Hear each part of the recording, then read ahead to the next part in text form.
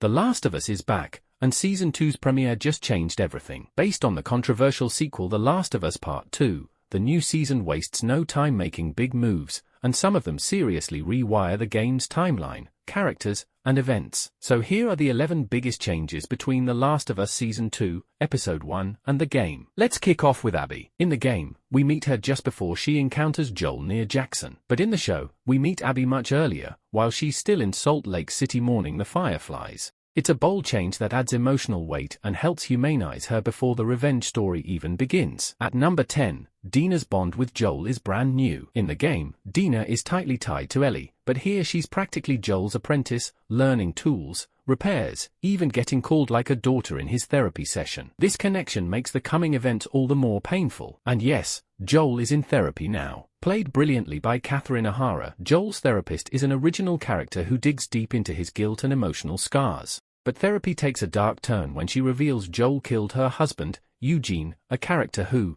in the game, dies of a stroke. Here, Joel shot him. Why? We don't know yet, but it adds a serious moral wrinkle. And that brings us to Joel's day job. In the show, he's not just working, he's the head of construction in Jackson. He's managing projects, clashing with Maria over building plans. It gives him way more responsibility than the game ever did. Now let's talk Green Place Market. In the game, Ellie and Dina fall into the lower level together and fight off a horde. But the show splits them up. Dina stays above while Ellie handles the infected alone. This tweak adds suspense and lets Ellie's immunity shine again. That leads us to number 5. The infected are evolving. In the supermarket scene, one infected seems to strategize. It's smart. Too smart. Ellie's convinced they're getting more intelligent, and the council starts to worry. That's a new twist, and it might mean the infected are becoming more dangerous than ever. Next, Ellie gets bit. Again. In the game, she's only bitten once, on the arm. But the show has her taking bites left and right, once in Season 1, and now again on the stomach in Season 2. Thankfully, she's immune, but every bite adds tension she must keep secret. Change number 3. Cordyceps vines are invading Jackson. That shot of the pipe-leaking fungus near the end of the episode is chilling.